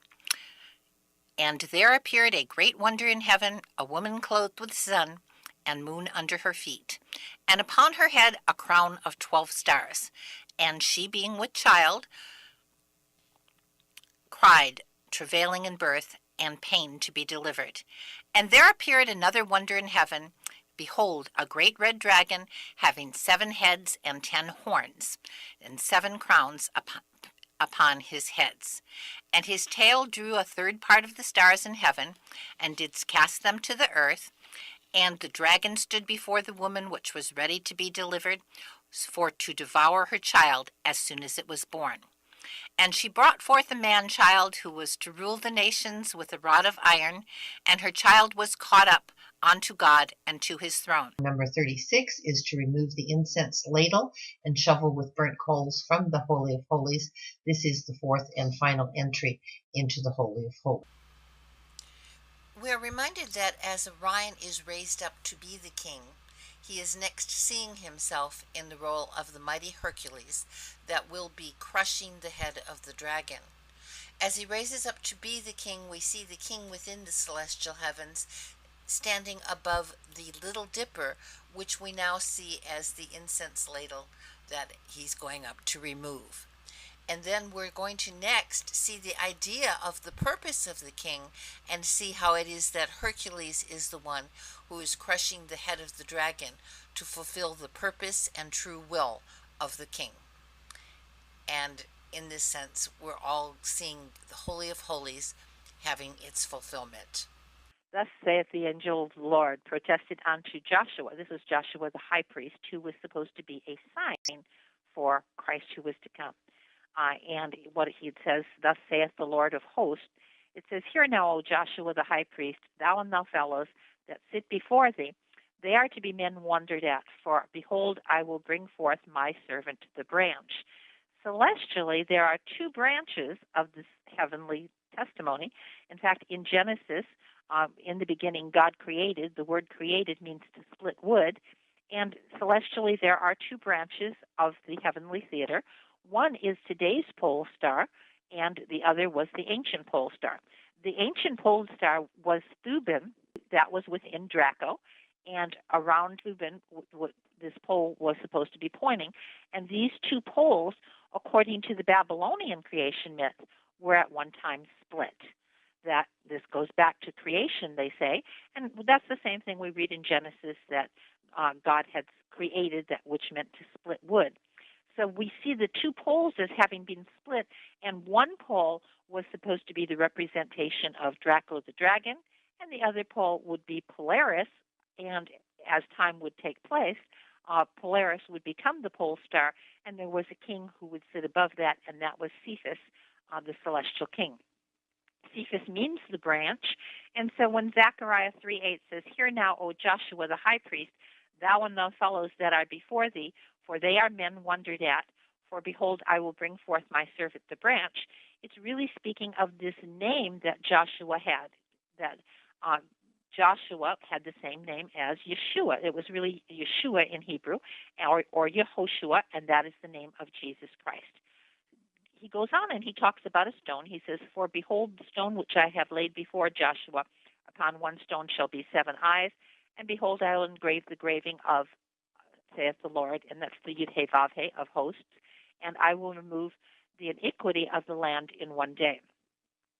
We understand that by placing the 4 letters of the Tetragrammaton, the Yud-Heh-Vav-Heh, in a vertical position, we get the image of a man, a little stick figure of a man, and that was supposed to represent when God said, and let there be light, and this light of the name of God was placed upon this rock or the stone, which, as we shall see, will have a purpose within this war too.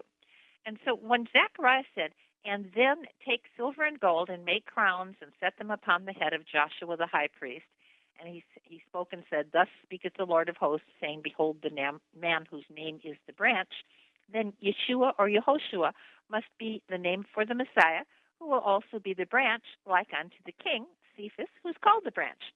Now, Scripture also speaks of an abominable branch, and that would be the other branch, which Draco the dragon was wrapped around the other pole. The constellation we're seen as golden apples of the tree, and Draco is the serpent wrapped around and hangs from the tree. And on the other side of the heavens, if you were to follow that pole to the southern pole, you would find that there is a bird called Apis, meaning the bird of paradise, that goes around that pole star, as to show that this was like the dragon who was upon the tree in Genesis. We saw it in earth, but the story was made within the heaven. And so as Isaiah comes on, he's saying, this is the purpose that is proposed upon the whole earth, that this is the hand stretched upon all the nation, for the Lord of hosts has proposed it, and who shall disannul it? And he is speaking of the flying serpent. He goes on and he says, For out of the serpent's root shall come forth a cockatrice, and his fruit shall be a flying serpent. In fact, this whole thing had to do with the area of Philistia, which is now the Gaza Strip. So he's telling the people from Gaza Strip, don't rejoice that Ahaz is dead, but because one time you're going to have this flying serpent hold a relationship to you, and that's supposed to represent the Antichrist, who will become Satan incarnate. And it goes on in Isaiah star. Draco is a shining star group, and Lucifer is spoken against within Isaiah. So Isaiah 14:12-15 discusses the fall of Lucifer to the pit. How art thou fallen from heaven, O Lucifer, son of morning? How art thou cut down to the ground, which didst weaken the nations? For thou hast said in thy heart, I will ascend into the heaven. I will exalt my throne above the stars of God. I will sit in the mount of creation in the uttermost parts of the north. I will ascend to the heights of the clouds. I will make myself like the Most High. And truly, we could see Draco at one time in the position was to the height of the heavens and above the king, because he was the pole star and so forth. But God's will went on and said, Yet thou shalt be brought down to Sheol, to the uttermost parts of the pit. I will rise up against them and cut off from Babylon the name, the remnant, the son, and the nephew. People think, well, he's the king of Babylon. In a sense, yes, because Draco was the king of Babylon, and Draco was related to Babylon, that they had spoken of this serpent in the heavens as being their king. So their temples are made in relationship to this, as they had seen it as their king. So that God is saying, first, I'm going to destroy your area, which is Babylon. Then he says, I will make it a possession for the bittern and pools of water. And these things are getting ready to take place as Babylon will fall down. There are tunnels of the oil that are underneath, and in a coming scenario, we're going to see that Babylon will sink. Then he says, I will sweep it with a bassoon of destruction. Boy, that happened when the people who are now called ISIS went through. That was a different bassoon of destruction. First, there was the war and the gathering of the articles of Babylon. We're supposed to see when Babylon goes down. And then he says, I will break the Assyrian in my land and upon my mountains under feet. And apparently what this is speaking of is another group that is not Babylon, that is supposed to relate to the Assyrian Empire.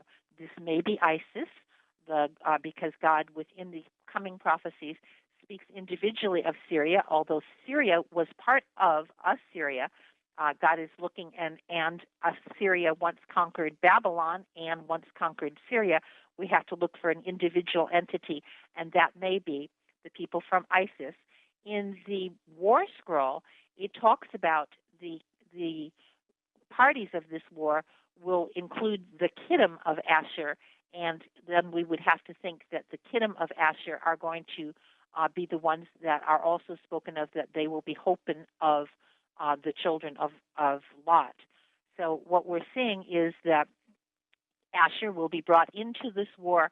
We see that Ezekiel tells us that their bodies are going to be on the sides of the pit, and they will be part of this war. And apparently they will be surrounding the king of Syria and going after him, and they're also trying to help the king of Edom, Moab, and Ammon. But in the scenario, they are not trying to help the Edomites. They're only trying to help the children of Lot. So the king must have something that he's also trying to get rid of the children of Edom within this thing. The children of Edom would be, in this sense, considered to be the bad guys that Assyria is going to protect the king from, as opposed to, and also the king of Syria. And this we'll see as their dead bodies fall, and we see who's surrounding who's surrounded at the side of the pit, who the Assyrian army is supposed to be surrounded. It goes on and says, in God's will, I will kill thy root with famine, and thy remnant shall be slain. But thou art cast away from the sepulchre like an abominable branch, closed and slain with those who thrust through with the sword, that go down to the stones of the pit as a dead body trodden underfoot. So who is supposed to be cast out of the sepulchre? Well, there is a sepulchre which is called the Ark of the Covenant. It was also supposed to be a coffin, and the Antichrist, according to Isaiah 28, the water will overflow the hiding place, and the sheet is too short for the bed. If the Antichrist body is upon the ark, which is in the hiding place, when the water overflows the hiding place, the water would raise to a level where it would be able to cast this body into the pit, because it is next to the Dead Sea, which is where the pit would be located, or the sea, and he will be rising out of the sea, and eventually, after many sequences of war, he will also be the one who will be cast down to the pit. First, he is the blind who will lead the blind to the pit, and Samuel, Satan's other name would be Samuel, meaning the blind god. And in these war series, his role is to cast people into the pit, or to lead them to the pit. And that's very much what's happened in Israel as well. There's a Judas goat. The goat that would lead all the others to the slaughter was called the Judas goat. All the other goats would follow him and go into the slaughter place. He'd pull off to the side and he'd be all right. So that's what's coming in this coming war. It says, they shall gaze at thee and say, is this the man that made the earth to tremble, that did shake kingdoms, that made the world as a wilderness and overthrew the cities thereof? And that's his role, that he will be overflowing the cities and causing destruction in every place that he goes. So as we're looking to this man who is supposed to be this serpent, we remember that Philistia was told when King Ahaz is dead, for out of the root of the cockatrice shall come the flying serpent.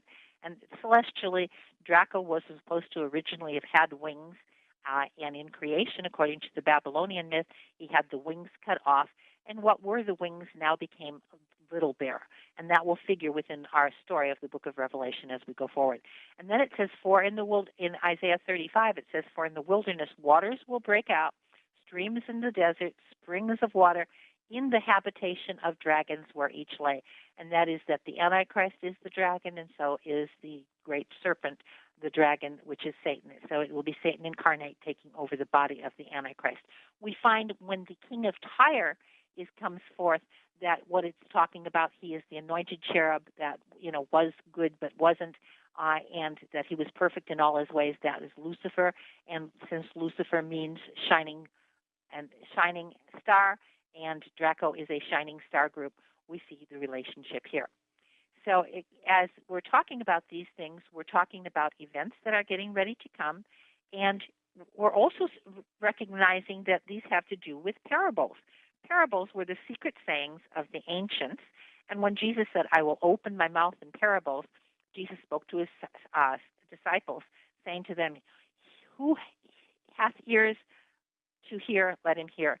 In Masonic terms, that meant the initiation, and apparently the disciples were initiated in the book of Enoch as kings were all over the world, and the book of Enoch was part of the scriptures that are held by the Dead Sea. It was not doctored, as people say. It was in perfect form. So when it says, and the disciples came and said unto him, why speakest thou unto parables? He answered, because it's given to you to know the mysteries of the kingdom of heaven, but to them it is not given. Gather ye first to the tares, bind them into bundles to burn them, but gather the wheat into my barn. I will open my mouth in parables. I will utter things that have been kept secret from the foundation of the world. And so what this is speaking of, it goes on, it says, the Son of Man shall send forth his angels. They shall gather out his kingdom all things that offend, and them which do iniquity, and cast them in the furnace of fire. There shall be weeping and gnashing of teeth. This is by the Dead Sea, where the pit of hell shall be opened, and when the pit of hell is opened, these people are going to fall into the furnace of the fire.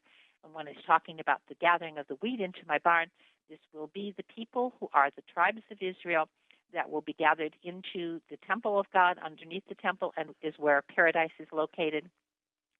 And that also at one time was a barn that King David had discovered when he went and found the foundation stone in the past.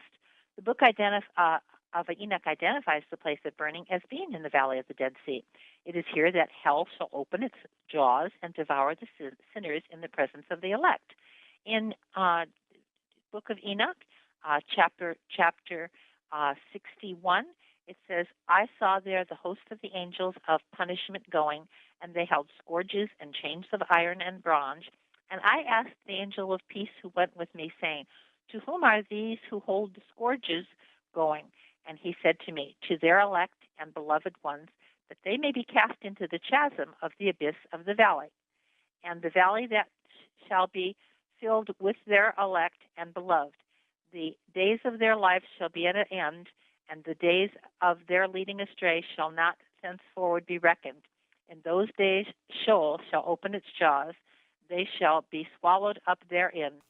And the woman fled unto the wilderness, where she hath a place prepared of God, that they should feed her there 1,260 days. And there was war in heaven. Michael and his angels fought against the dragon, and the dragon fought against his angels, and prevailed not, neither was their place found any more in heaven. And the great dragon was cast out, that old serpent called the devil and Satan, which deceiveth the whole world. He hath cast out into the earth, and his angels were cast out with him.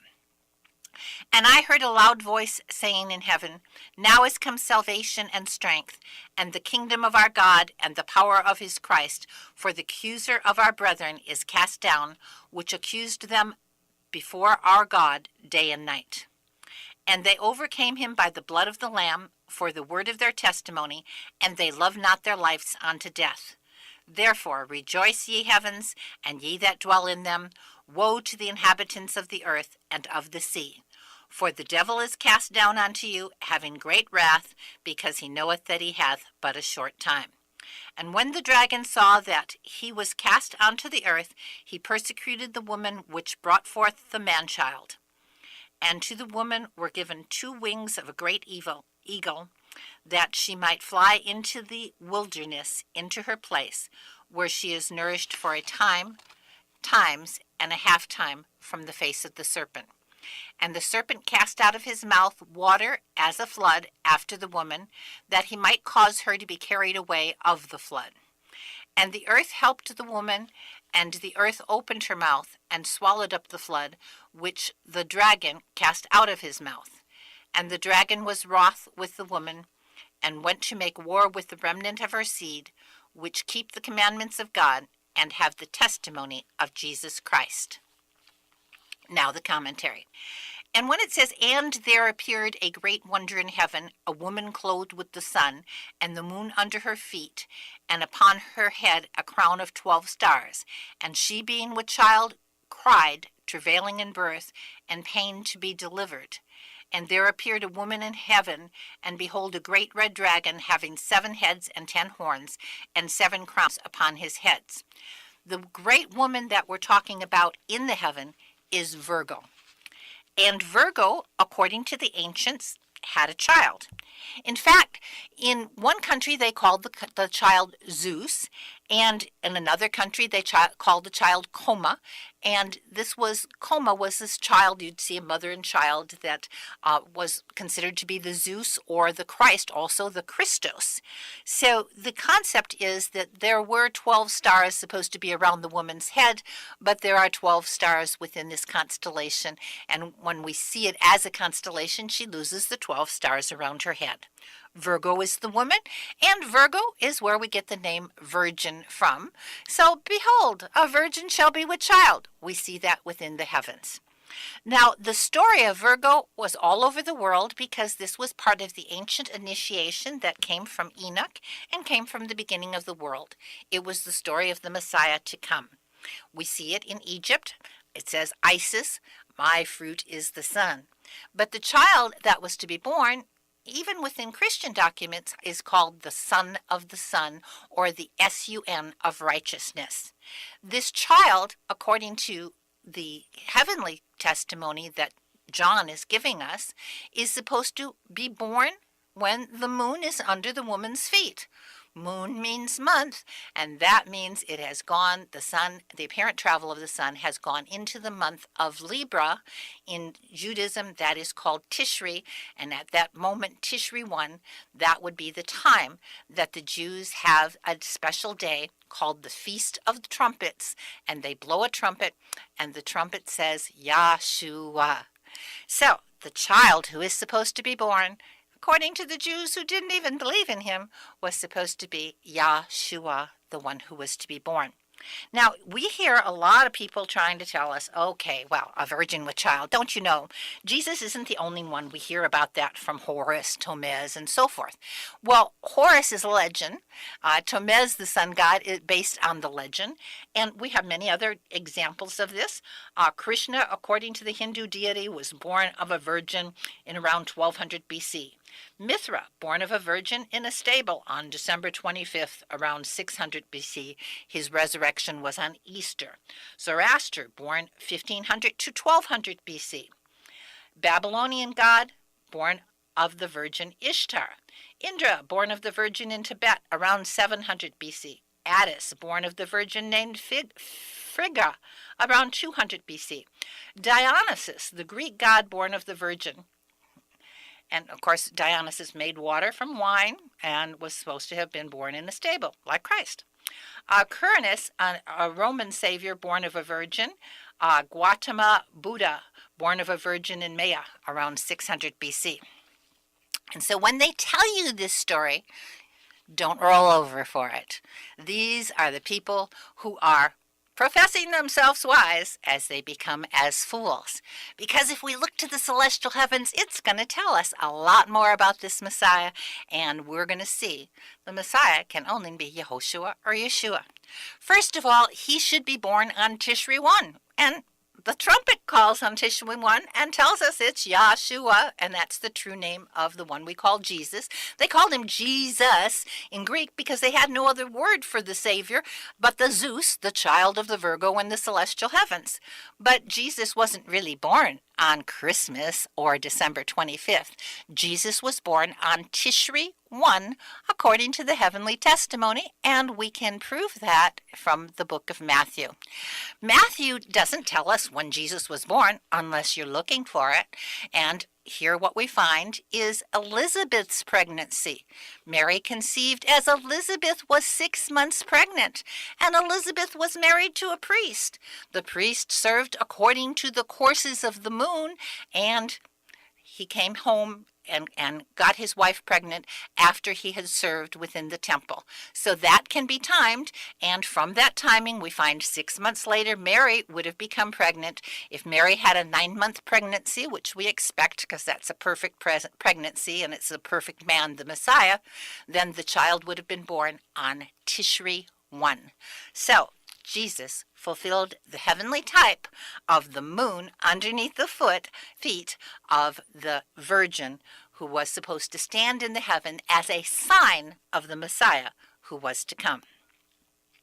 Also, we have to understand as we continue on, it says, "And there was a great wonder in the heaven. Behold, a great dragon having 7 heads and 10 horns and 7 crowns upon his heads." That's Draco.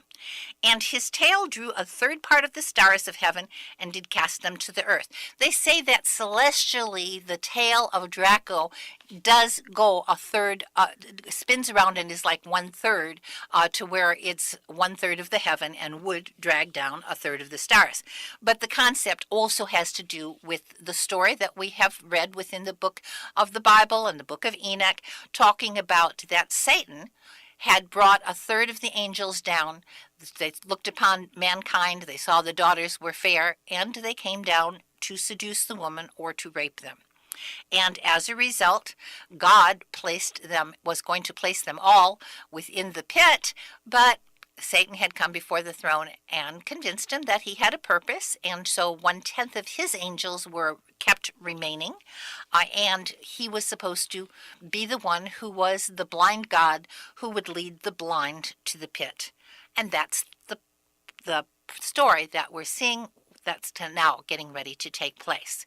And so when it says, "And she brought forth a man-child who was to rule," that would be Jesus, "and all the nations with a rod of iron. Her child was caught up to God and to his throne." This is what we see in the apparent travel of the Son. We talked about the Son of Man was supposed to be the one who was on a cloud coming before the Ancient of Days. The Ancient of Days describes Orion, hair as white as wool, eyes flames of fire, and so forth. And then also when it says caught up to the throne in the apparent travel, that was supposed to be where the sun would rise up to the king, who was Cephas within the celestial heavens.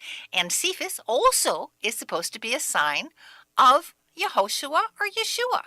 And we heard this in Zechariah as Yeshua the high priest, and Yeshua and Yehoshua are the same name. Yeshua is an abbreviation for Yehoshua, was supposed to be a sign to be wondered at, with Satan at his hand, next to him, and to be the accuser. Celestially, we see a king, and Draco is right next to him.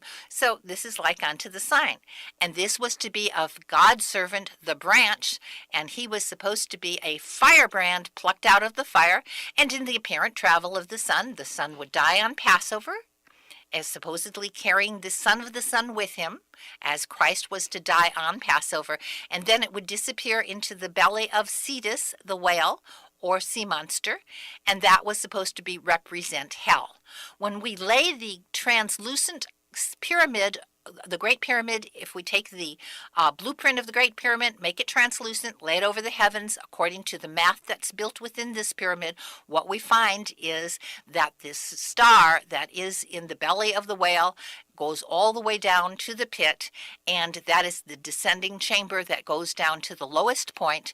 And descending chamber always was supposed to be representation in their ancient buildings of archaeoastronomy to represent hell. So we understand that the child, had he been in hell, who was a branch, he'd be a firebrand. It would burn. But he's plucked out of the fire in order to be raised up to be the celestial king. So Cephas in the celestial heavens, his real name is the branch, and the child who was to come was to be the one whose name was the branch. So the man-child, who was Christ, is the one who would to rule with a rod of iron and was caught up to his throne. And then it says, and the woman fled into the wilderness, where she was given a place of God that they should feed her there 1,203 days. This has to do with the measurement of time. We'll go into that in a little bit later. Then it says, and there was war in heaven. Michael and his angels fought against the dragon and his angels. And celestially, what we're talking about is that Michael in the celestial heavens we're supposed to be seeing. One of the men, there are 7 men in the heavens, and one of them is supposed to stand for Michael, and that's what we're looking at. In the Jewish Zohar, in the Kabbalah, it talks about 4 levels of creation. Within these 4 levels are the several heavens that Enoch had spoke of, but within the bottom layer was supposed to be the earth. Above that was supposed to be where the stars were. Above that were and there are 72 ancient constellations, 36 in the upper hemisphere, 36 in the lower hemisphere. Above that were supposed to be the 72 angels, and above that the 72 names of God, and above that God himself, the unknowable. But 7 of these angels in specific were supposed to be the angels, including Michael and his angels, and the dragon, as we see, is supposed to have 7 heads, and that will go on. It says, and there was war in heaven. Michael and his angels fought against the dragon and his angels, and prevailed not, neither was their place found any more in heaven.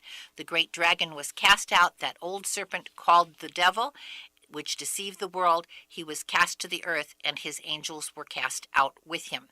So what we're understanding is this war in heaven was based on the equinox. At that time, when the pyramid was built, the equinox was in Scorpio. The height of the heavens was a star, Akram, meaning war, and here darkness and light were said to fight against each other. But what happened in the fall was that darkness would overcome and win, but then in the spring, light would win. In other words, darkness won as the days became shorter, light won as the days became longer. So they prevailed not within the celestial heavens. And that's really a very important key, because Michael, if he stands for the man that's supposed to be at the height of the heavens where there is war in heaven, and he's supposed to be fighting, he actually is standing there. Ophiuchus, the serpent holder, stands where Akram is in the heavens, where there's war in heaven, and Ophiuchus is wrapped around by a serpent. And so when it says the dragon was cast out and that old serpent called the devil, well, Draco has 7 heads within the celestial heaven, and they are supposed to be the symbols that we're supposed to be seeing, and Michael was supposed to be the king of the 7 angels. So Draco holds in heaven, in the heavens, there are 3 serpents in the hand of Hercules, Hydra, Hydrus, Draco himself, and Serpentarius. Serpentarius is fighting with Ophiuchus, the serpent holder, and Ophiuchus, John is seeing in this, pictured as Michael. Now this is really important, because when we look to the celestial heavens, if we take and see Ophiuchus, or the serpent holder, as Michael, then Michael's supposed to have 7 angels, and that means that the 6 other starmen are supposed to be representation of these angels as well. And in the book of Enoch, it tells us the names of the 7 angels, but specifically, there are 4 angels that are really important, and that's Michael, Sariel, Uriel, and Raphael. And why are they important? Enoch says they're the ones that cast the serpent in the pit. Now, the 1QM War Scroll does something really unusual. They have towers that are built for the war, and shields are placed upon these towers, and the shields on the towers have the names written on each of them. The four shields, the four towers have 100 shields each, and the names written on them: Michael, Sariel, Uriel, and Raphael. And this is a big key for the war, because the heavens and the temple of God are supposed to be like unto the Great Pyramid. The Great Pyramid is like unto the heavenly temple in one sense, but also, according to those who know from Egypt, according to Budge and the Book of the Dead and the pyramid texts, the Great Pyramid is supposed to be made to be an image of the mound of creation, and the mound of creation, according to Genesis, was supposed to be in Jerusalem or Zion. The images that we're talking about here in the Revelation, we hear a beast out of the sea, a mouth of the lion, dragon gave power, beast out of the earth, and lamb slain. And what we're doing is looking to the heavens first to see this testimony, and then bringing it down to earth in relationship to the real people who will be part of this story. So when it says, I stood upon the sand of the sea and saw a beast rise out of the sea, celestially the sea of glass would be where Cetus, the sea monster, is. This is the wet portion of the sky, and the sea monster is presumably within the sea. So Cetus can also be called a whale. That he has the Hebrew word tanium, which can mean whale or sea monster. So when we see him in the sea, we're supposed to see a beast that has risen above him, and the beast that has risen above him, what we see would be Taurus. In fact, the word beast here would mean the ox, and Taurus can be a female or a male. According to the history, it can be represented as either. But as a male, we see it has horns, but yet we don't see 7 heads and 10 horns. So it says, having 7 heads and 10 horns, and upon his horns 10 crowns, and upon his heads the name of blasphemy. It is holding a relationship to Draco the dragon that has 7 heads and 10 horns. How do I know that? Well, Moses was schooled in the ways of the Egyptians, and the book of Revelation is actually doing a commentary telling the Christian take on the heavenly story and how it really represents Christ, as opposed to the book of the Dead, which is speaking of the Messiah to come in some instances, but has gone through some ways that we might consider it to be idolatry or whatever with the pictures that they had. But anyway, there is a glyph within the Book of the Dead, which held within it a picture of a beast rising out of the sea, an ox rising out of the sea, and next to it in the upper left-hand corner, you actually do see a serpent with 7 heads. So this is the story of what we're supposed to be looking at. So Draco in the celestial heavens is the main dragon, and there are 7 heads in that. Draco has 7 serpents that were supposed to be connected with him. And all total, there are 6 serpents and Draco. There is Draco, Hydra, Hydrus, Serpentarius, and Hercules is holding 3 dragons.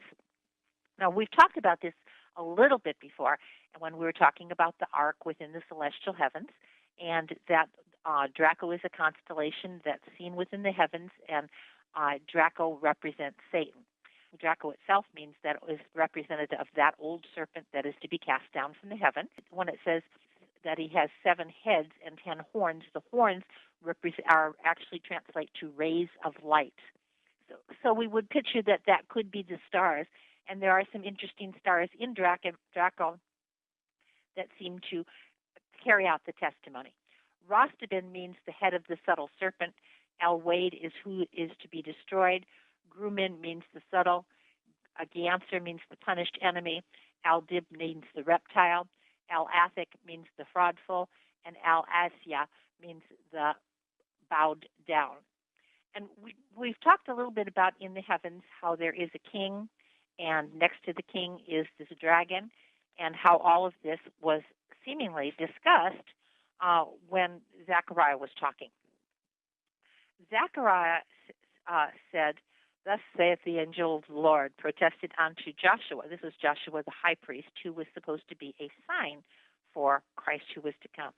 And what he says, thus saith the Lord of hosts, it says, Hear now, O Joshua the high priest, thou and thy fellows that sit before thee, they are to be men wondered at, for behold, I will bring forth my servant the branch. Celestially, there are two branches of this heavenly testimony. In fact, in Genesis, in the beginning, God created. The word created means to split wood. And celestially, there are two branches of the heavenly theater. One is today's pole star, and the other was the ancient pole star. The ancient pole star was Thuban, that was within Draco. Events. The high priest would 37 immerse himself for the fifth time, then don golden vestments. 38 offer the daily afternoon elevation burnt offering. 39 burn the daily afternoon incense. 40 light the menorah. 40 light the menorah. As we're looking at the book of Revelation, we're seeing in Revelation chapter 14 an unusual statement. It's talking about people who are going to be on Mount Zion. It says, And I looked, a lamb stood on Mount Zion, and with him 144,000, having the Father's name written upon their foreheads. We'd seen that number before, 144,000, and we understood that 12,000 were to be from each of the 12 tribes. And we need to understand what it is they're doing. Why are they there on the mountain? And what mountain are they on? They're on Mount Zion. Well, Moses had predicted that a war would come for the tribes of Israel. As Moses closed his statement to all of Israel in Deuteronomy, he was talking about a war that was going to come to pass, and the people of God were going to be from the tribes of Israel, and they would be on the side of the mountain, and that would be Mount Zion, and that mountain goes all the way down to where the Dead Sea is.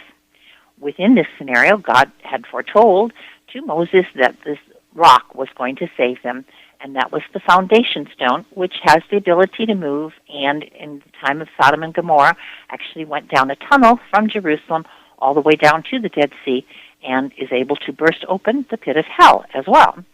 So the war is going to take place as the tribes of Israel are upon this mountain. Across from them will be the king of the Kiddim, and that's where the country of the Jordan is. And along with this war are all the parties of the Psalms 83 war that had agreed to take out Israel, saying, let them be no more. So when we go on, Revelation 14, chapter 2, it says, I heard a voice from heaven, and a voice of many waters, and a voice of great thunder, and I heard a voice of harpers harping with harps. Well, in the celestial heavens, Lyra is a harp, and Lyra has stars saying, he shall be exalted, also to springing up or ascending as praise. And it goes on, it says, they sang as it were a new song before the throne and before the four beasts and the elders. And we're having to try to understand what's going on here. Well, apparently the new song is going to be the song of Moses as it continues, that these people are going to know the song of Moses as we're going on with the book of Revelation. The harps and the harping, well, there's also a song here that would probably be involved as well, and that would be the King David's harp song, talking about those who will play on the 10-stringed harp. So we're looking here at probably, as we're ending the war, that we're looking at an event where the people are going to be praising God, and they're going to be using harps. And why would they be dealing with harps, and why would they have to have 10-stringed harps and going to a war? Well, that has to do with the writings of King David. King David's purpose was to explain the vision of Jacob, and that vision is still a mystery, but it is the vision that is going to save Israel, and the vision is like a sealed book, it says. It talks about the face of Jacob. Surely you're turning out things upside down, shall be esteemed as potter's clay. It's talking about the face. It is the face of Jacob, that Jacob shall not now be ashamed, and it's talking about this vision that you're supposed to see within the celestial heavens.